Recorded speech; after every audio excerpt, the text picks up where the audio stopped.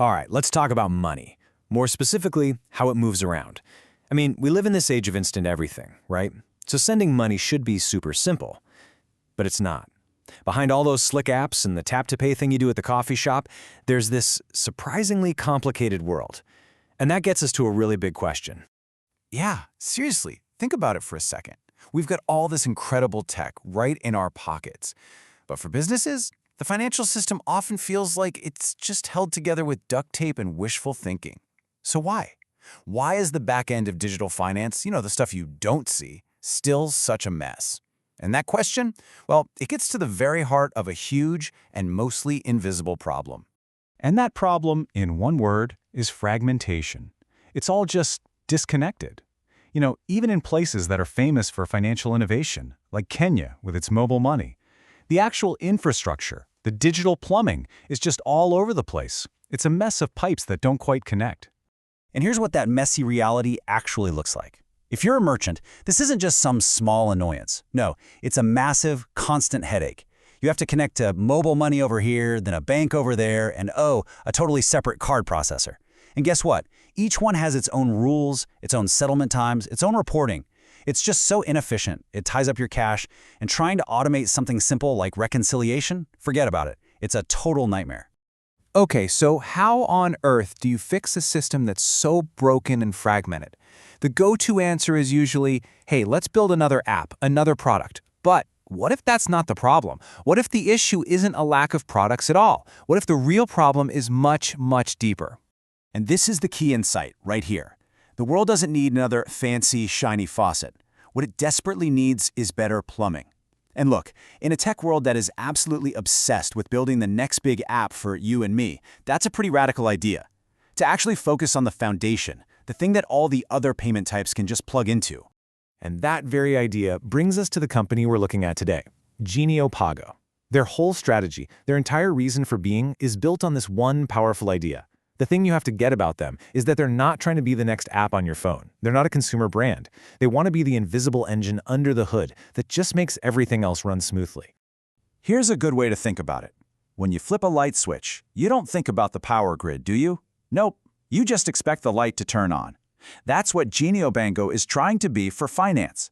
They want to be that totally reliable, completely invisible grid, those financial highways that banks, fintechs, and even governments can just use to move money around safely and efficiently. So how do they actually pull this off? Well, it breaks down into this really clean three-step model. First up, they aggregate. That just means they take all those different payment types, mobile money, cards, bank transfers, you name it, and they bundle them all into one single connection. Easy. Then they process everything in real time. And finally, they handle the settlement. That's the part where they make sure the money gets exactly where it's supposed to go, all reconciled, all automated. Okay, so that's the model. But how does that turn into an actual business? Well, it's all built on what they call their 3 core pillars. And each one is designed to connect a totally different part of the financial world. Pillar number 1 is all about mobile money and digital payments. Now, in markets all across Africa and a lot of other emerging economies, this is the bedrock. It's the main way people move cash into the digital world and back out again. So Genio Pago basically acts as a super aggregator, a central hub for all of it. And we're not just talking about you buying something at a store here. They're providing the actual rails for everything you can imagine. From a small shop collecting payments, to an NGO sending out aid money, all the way up to a government collecting taxes. This is the big, high-volume, foundational layer of their whole operation. All right, pillar number 2, card infrastructure and virtual cards. Think of this as the bridge. It's what connects that world of mobile money to the traditional global banking system, the world of Visa and MasterCard. And for the business, this part is high margin and super scalable. So what does that actually mean? Well, it's everything from providing the point-of-sale terminals you see in shops to building out these really complex virtual card programs. So, picture this. An insurance company needs to pay a claim. Boom, they can instantly issue a virtual card. Or think about a business that needs to manage expenses for its employees. They can create virtual cards with super specific spending controls. That's the kind of power we're talking about with this pillar. And that brings us to pillar number 3, which is definitely the most forward-looking one, crypto and digital assets. But hold on, this is not about speculating on the next hot coin. Not at all. Genio Pago is coming at this with a compliance-first mindset. They see crypto as just a new, incredibly efficient set of payment rails.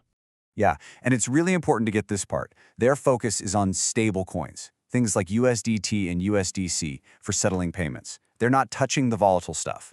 What they're building are the regulated on-ramps and off-ramps, the bridges, that let businesses use the speed of crypto for real, legitimate financial stuff, like making cross-border payments way faster and cheaper.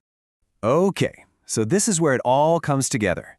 You can see the different layers of their infrastructure. You've got the front end, which is what businesses actually see and use, dashboards, APIs, that kind of thing. Then there's the processing layer in the middle, which is kind of like the smart traffic cop, routing all the transactions.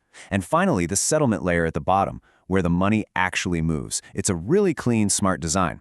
But look, a great design means nothing if it can't handle the pressure. So let's talk about performance. And this thing is built to perform. We're talking about the ability to handle bursts of over 500 transactions every single second. That's the kind of power you need for serious, institutional-level operations. It means the system just doesn't buckle when things get busy. But it's not just about raw speed, right? It's about reliability. And with 99.95% uptime, you can be sure these financial highways are pretty much always open for business. For the companies that rely on this, that kind of stability isn't just nice to have, it's absolutely essential. So when you step back and look at all the pieces, the whole infrastructure over products philosophy, those three pillars we talked about, and the powerful tech behind it all, you really start to see the bigger picture taking shape. This isn't just about fixing the problems we have today. It's about building the actual foundation for whatever comes next. And this, right here, this is their ultimate goal, their vision. It's a world where mobile money, traditional banking, and digital assets, they aren't these separate, clunky systems that are fighting with each other. Instead, they're all seamlessly connected through one single, compliant infrastructure, a genuinely unified financial ecosystem for the whole world. Which kind of leaves us with one last thing to think about. In a world that is so obsessed with creating the next shiny app for us to tap on, maybe the real game-changing innovation is happening somewhere deeper, is building the invisible essential infrastructure, the plumbing, instead of another faucet, the true blueprint for the future of finance. It's a pretty powerful idea to chew on. Thanks for joining me.